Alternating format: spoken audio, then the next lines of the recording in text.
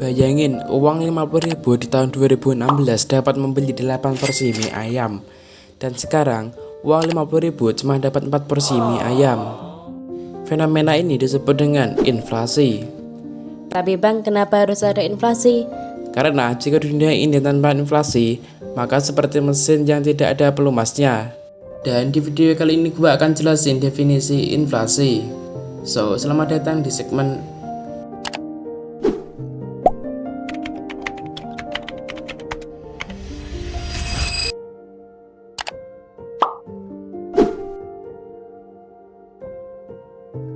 inflasi adalah kondisi di mana harga barang atau jasa mengalami kenaikan secara terus-menerus dalam periode waktu tertentu.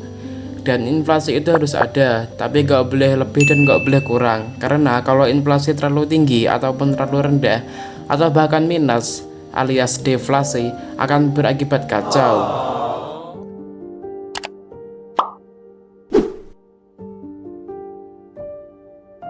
Inflasi yang ideal itu ada di angka 2-3% per tahun. Sedangkan kalau tingkat inflasinya tinggi atau yang disebut hyperinflasi, justru malah membuat mata uangnya tidak berharga. Contohnya negara Zimbabwe.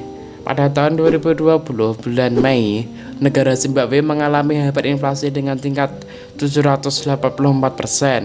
Pada saat itu, uang kertasnya sangat tidak ada nilainya. Bahkan ada yang sampai digunakan untuk sebagai tisu WC.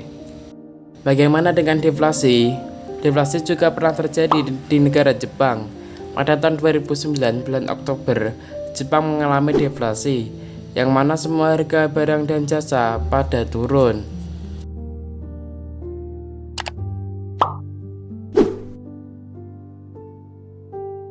Simpelnya, inflasi itu terjadi karena ada ketidakseimbangan antara jumlah uang yang beredar dengan jumlah barang atau jasa yang tersedia.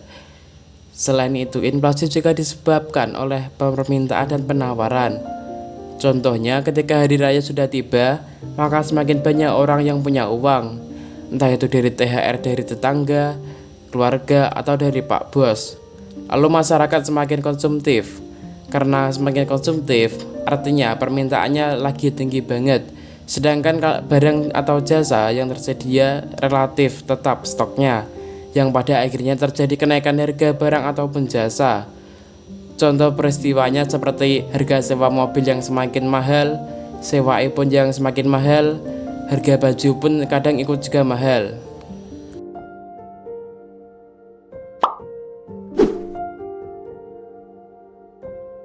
Untuk menghindari inflasi bisa dilakukan dengan cara berinvestasi dengan return tahunannya di atas angka inflasi. Maksudnya gimana Bang? Jadi jika tingkat inflasinya 2%, maka cari instrumen investasi yang memberikan imbal hasil tahunan di atas 2%, seperti reksadana, emas, obligasi negara, atau saham dan kripto yang memberikan imbal hasil besar, tetapi juga besar risiko ruginya.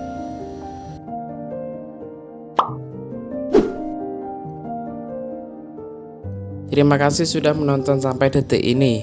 Kalau mau berkontribusi untuk memajukan pengetahuan masyarakat, bisa subscribe channel ini. Karena setiap subscribe, semakin berkembang channel ini dan semakin banyak orang yang nambah pintar.